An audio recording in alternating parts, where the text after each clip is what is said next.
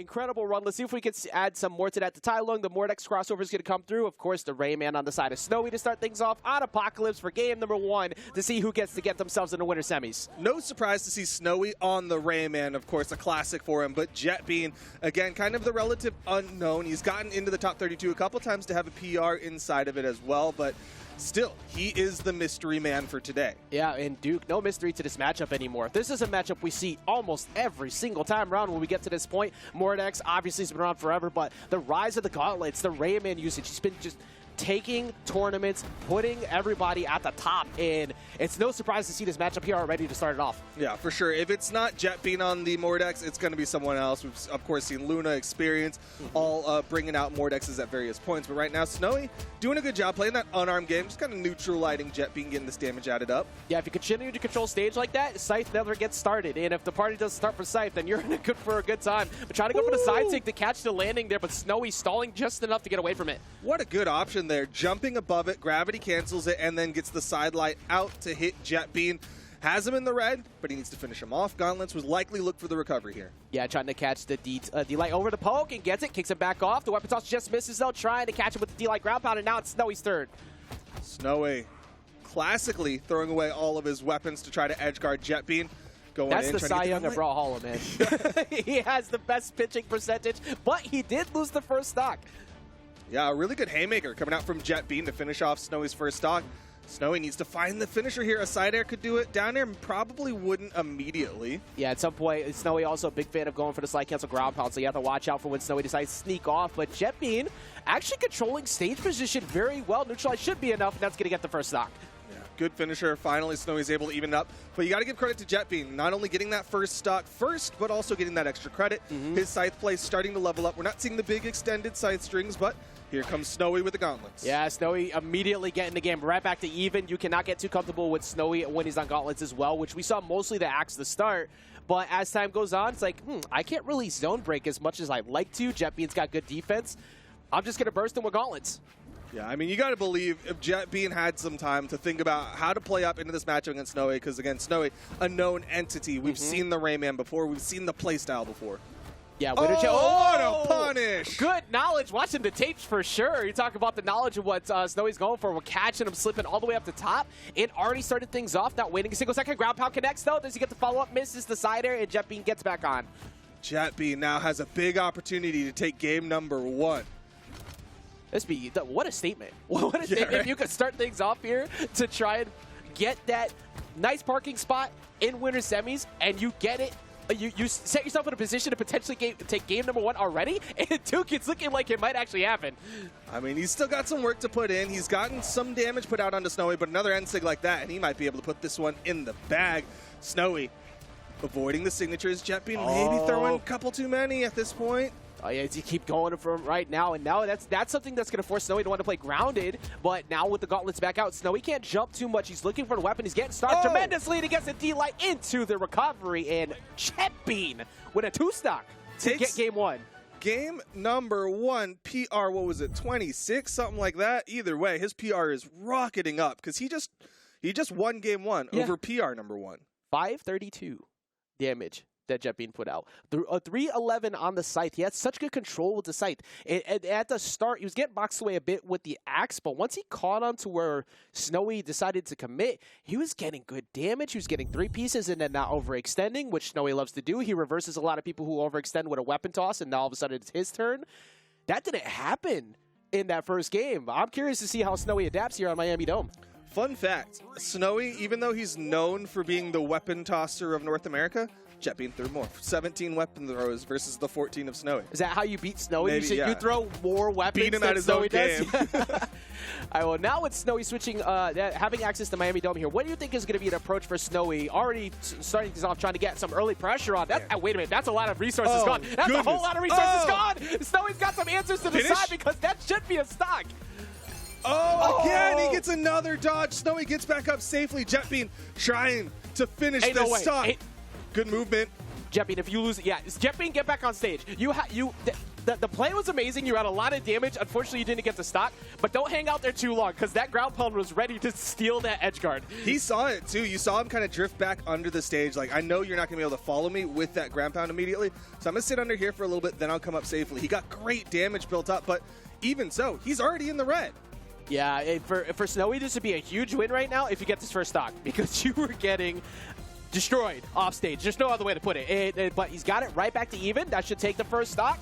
That is a great moral victory for Snowy that should get him going. That went from being a completely gone stock to Snowy getting the first stock. Jetbean was so close. He was basically one hit away from taking away all of Snowy's options. Yeah, somehow you got like a 99 hit combo and you lost. Like, what happened? But Jetbean was able to show, got the D-Light. It's not going to be enough to send it off to the side, but Jetbean has shown that this scythe has put in work. It has been able to solidify KOs instantly. And one side air, one good position for it, and there's going to be the stock. Yeah, a little bit of dodgeball there with the toss up to kind of keep Snowy's attention right, and then comes in, hits him with the grounded attacks, and that's going to even up the stock count. Yeah, it keeps you stuck, too, because if you stay there too long, you're going to get hit by the weapon toss. If you decide to jump, well, congratulations, here's the side air. And Jetbean can react to both. That was really good control. All right, Snowy coming in, swinging big with the axe. This is what put out all that damage on the first stock of Jetbean. Yeah, Snowy needs to get... I mean, I like Snowy's passive play now. He looks like he's waiting for the whiff punishes from Jetbean, which you need to do. And Jetbean is trying to answer back. But once Jetbean gets a reward on hit, if he jumped up into that side to win connect, and he's going to be able to get back in. He has plenty of ranges with his mobile signatures, but I don't know if he's going to get back to this one because he's going to get covered. Goodness. Jetbean is working so hard to finish the stock off of Snowy, and he keeps getting back. The SIG usage to survive is insane. It's actually incredible. I would love to see a statistic of how many of those he was able to use to properly get back historically, because that is pretty much what separates what could have been an earlier lead than now losing that stock to a much more huge lead, because Jetbean was rolling. I know, like at the very least, it's got to hurt the mental of Jetbean. Like, he's working so hard, he's going out there grabbing nair after nair, and Snowy keeps making it back safely. Now Jetbean has an opportunity to add up some damage on the final stock of Snowy here in game number 2, but he is in the red again, and Snowy could find a side air. Yeah, I think the one victory I take out of that is at least my reward on hit is insane right now. Like, he's getting threes, reads the dodge, and continues, and then he keeps covering the recovery. So even though like Snowy keeps getting back, he's still capitalizing so hard that I think it's forcing Snowy to respect him in neutral a lot more than he's done to other people. They have relatively similar neutrals too. You see these like weapon tosses to open up. Snowy juggling, finds the side air, did it safely. Yeah, that opener, always forcing someone to move. But I actually didn't even pay attention to that until you just pointed it out too. Like, weapon toss openers have been basically the same on both, and I think that's kind of messing with Snowy a bit. It's like, wait, hold on. No, this is how I find my openers. And now I got to reset. I didn't expect to get zoned out here.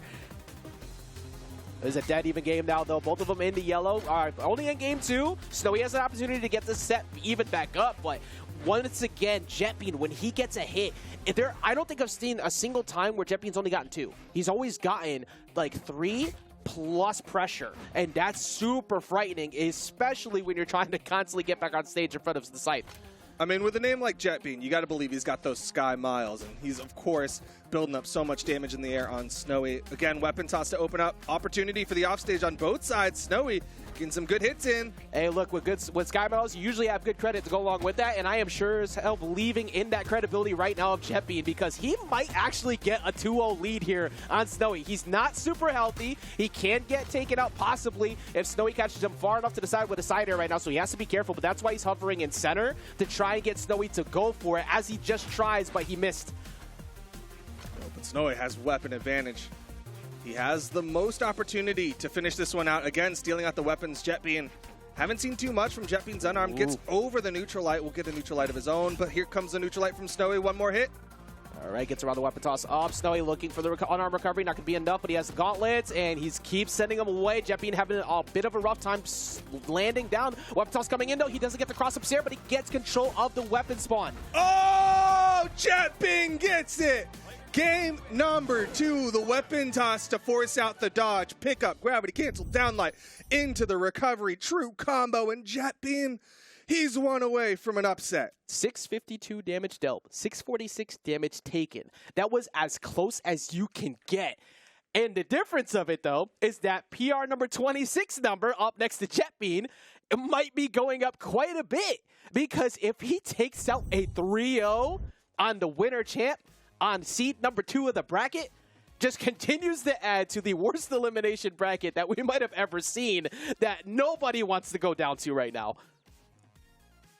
Yeah. There's no words. There's no words. Like everyone in the elimination bracket who, like, maybe they're waiting for their next match and they have the stream open, they've got to be sweating a little bit. Because Snowy going down there, that just makes it so much scarier to be in that barrel. Imagine this sentence. Like, okay, first I got to get through Phazon. Okay, cool. Now I got to get through Java.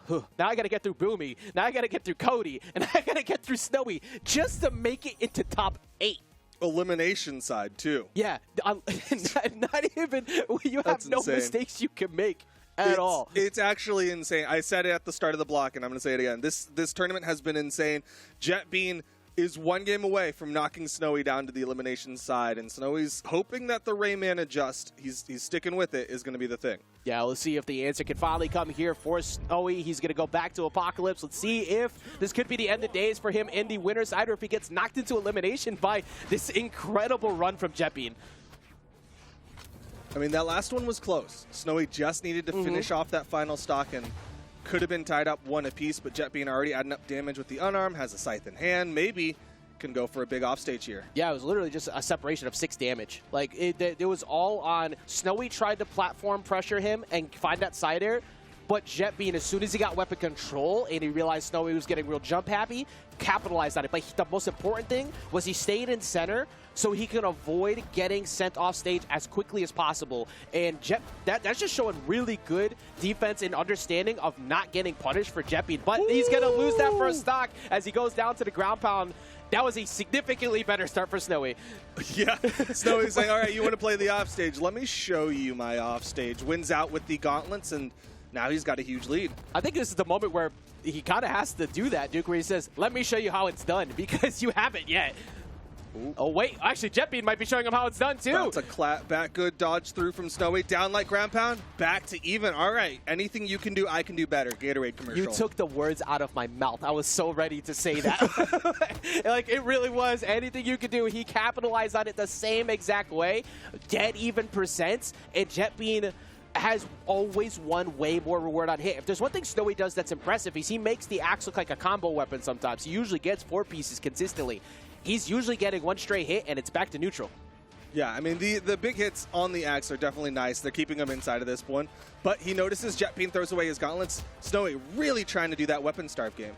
Yeah, you got to keep it going right now. Jetbean's unarmed has actually been pretty solid, too. He's constantly boxing his way in. The weapon toss almost stopping him. At least he gets 2 pieces off of that, but Jetbean answers right back. Well, both of them kind of jockeying for position. This is Snowy with the punish. Like, he who shoots first is going to lose type of game. Like, both of them are playing to wait for the first person to budge, and at some point, somebody has to break. But Jetbean's going to catch him with the D-Light, sending him off stage. Weapon toss up. He's going to have to go through the pressure, but he gets back down to the wall. And we see Snowy recognizing he's got the positioning. He doesn't have to throw out the gravity cancel and maybe put himself in a risky spot, so he waits. And he'll get that wall safely, but he is on the back foot. He's taking more damage. Yeah, I think he needs to save, though. Like, he needs to save that for later, too, because he's already revealed it early on in game 1. So if you're doing it in a panicky option, like, you got to save it for that one mix-up. Go for the normal recoveries, but Snowy needs to find this KO. He needs to keep him from getting it, but he's going to get the boot instead, and Jetbean is working his way to a 3-0 over Snowy. The active input from Jetbean was enough to finish off Snowy's second stock. And now, like you said, Jetbean 1 stock away from a dirty 3-0. This is absurd. I have no other words. Like, the Jetbean might be knocking him into the lowers, but he did not happen. Elimination bracket is just a little bit longer away potentially for Snowy if he can rebound here and get himself a game.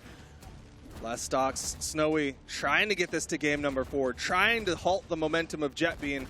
He's getting great gauntlet damage added up. He's got good defense, too. He hasn't been hit yet. He's been able to, he's boxing around Jetbean a lot. He's getting good resets. He's calling out the defensive options. He's got him in the red already. He's getting many sidelights, but not really acting on the dodge. Jet being offstage opportunity. All right, Jetbean trying to catch him with a big play right there, but he does not fall for the signature. Now he's going to get boxed off with the neutral lights. Snowy snatched him up with the Nair again. Good defensive wave and weapon toss, and he gets around him. Bold decision to go in unarmed against Gauntlets off stage. He gets back safely. Jetbean with weapon. All right, weapon toss. That was a Snowy S play right there if I've ever seen one. The immediate weapon toss straight at him, sends him off to the side. Now Snowy has to watch out for the reversal Sair. Not enough. There it is, the weapon toss. Snowy gets himself on the board. All right, we stop another 3-0 here leading up towards top 8. There was so many 3-0s already here in top 32, and we were very close to another one with what would have been a crazy one with Snowy going down. But the match stays alive. Again, another incredibly close match with 563 damage dealt, 536 taken. The Gauntlets woke up a lot in that match. Yeah, his Gauntlets are getting a little bit better. We saw 317 damage put out on him. His axe actually kind of fallen off in comparison as well, though. Like, he's not finding that momentum that you're talking about, getting those extended strings, those 4 hits. Yeah, it's just Jetbean's defense, but also what he has whiffed with axe. Jetbean has gotten so many hits for it. I think it's putting some fear into Snowy to even want to try to go for the extended combos, maybe. And if you got Snowy stopping, that's only going to work out for you. Here we go, game number 4 on Apocalypse again. Jetbean with the scythe. This worked well for Snowy earlier, but he's already off stage. Gets himself back on. Yeah, dead even right now, going for a big play, but he missed out. The weapon toss to go away to try to get access to the axe. Here we go. Ooh, big sider. That's going to disarm Jetbean. He's chasing. Ooh, just missed out. That wouldn't have KO'd or anything, but it would put him in a really uncomfortable spot, which allowed Snowy to get full stage control, but now they're back. Gauntlet mirror. Good patience from Snowy to not move in front of that. Yeah, great spot dodge inside of it, but throws away the gauntlets. Jetbean with the corner control. Doesn't get the downlight that he's looking for. The weapon start continuing. Okay, Snowy pushes him off. Jetbean not going to... Actually, Jetbean going straight onto the stage, not even going low right there. Snowy's going to get reversed, though, by the ground pound. Aggressive play coming back in from Jetbean, and he gets the stock. Yeah, unarmed below gauntlets, generally not a great spot to be in, but he still cleans up the stock. Yeah, they're getting the stock right back after, like you said, cleaning it right up. We just approached a minute 30 in, and the stocks just wait. The patience level has increased. I think Jetbean realized something that Snowy was doing, the way he was playing more passive run. It's like, what if I just do that too? I'm up a game. So it's on you to try and budge towards me, but if Snowy just remembers, like, well, we got plenty of time here. I know you don't normally want to play to the clock, but if you could get Jetbean to get impatient, that's kind of your win condition right now. I mean, that's what worked well in game number 1 and number 2 for Jetbean was Snowy getting a little impatient. We saw him play a little bit too aggressive at various points, but now we're seeing turnarounds, double recovery. Jetbean gets back down. So that is what I'm noticing too. You were pointing out how Jetbean was throwing more weapons. That has stayed true. Yeah. Like, Snowy is not throwing the weapons freely as much as he normally does. It's not the best option every time, but he makes it work somehow. There's one. Now, paying attention. He's got the stream open. It's like, oh, excuse me, sorry, I got you. But no, you're right in that, like, in the stats, the number of weapon throws have been heavily in Jetbean's favor game after game. Yeah, and that's just finding his openings. There he goes. Weapon tosses away immediately. Wants to get to the gauntlets. Feeling way more comfortable with getting that KO here. Delay recovery still not enough. Tries to slide charge off the soft platform. Doesn't find the connection. Weapon tosses to open up. Jetbean's got weapon tosses of his own. Oh, tries to wait for him, but he goes towards the left-hand side and up instead. So Jetbean's got to see if he can get the mix next time, but he did just toss the weapon away. Neutral light will launch him, and it'll be the second stock. Snowy puts him down to his final. That was another minute 30-second stock. They're taking their time. They are taking a bit of time for it, but it's just showing that there's a lot of respect going out here for Snowy in terms of not wanting to overextend in front of Jetbean, because Jetbean has capitalized big every time, and there he goes. Jetbean puts Snowy once again potentially on the elimination stock. I mean, I think it was a wake-up call for Snowy. Game 1 and Game 2 losing that hard. Game 3 we saw him wake up, but Game 4... I'm not sure if his eyes are staying open because Jetbean's getting so much damage. Yeah, you're right. Might need to take a nap. It might be coming soon if he does not get himself back into position. It's going to be a dirt nap, and Snowy trying to find himself back down to the ground, but he's struggling a bit. Does finally get access to the axe. This is incredible patience right now. Snowy trying to wait as long as possible for Jetbean to make a mistake, but there's one finally. Gets him at least with Cider. He gets back on stage. This has got to be so stressful. Jetbean knows that this one can slip away from him if he loses this final stock. On the other side, Snowy knows he's going down to the elimination bracket, getting upset if he loses this final stock. Jetbean goes in with the NSIG, goes in for another one. And keeping it going there, pushes him back off stage. Jetbean going for the recovery read, but he does not get him on a jump, and it's going to be Snowy, who is closer to getting knocked out, but he's getting his openings now, and that's going to be it! The upset! Jetbean getting it 3-1 over Snowy, adding to that resume, knocking Snowy into the ever-growing, abysmal world that is the elimination bracket of North American Spring Champs. Holy cow. Jetbean beating out Snowy. PR 26 beating PR number 1. That number's going to change for both of them. Yo, Jetbean's giving some thumbs downs in the post game. Jetbean feels some sort of way for that one. Oh my goodness, Jetbean taking it.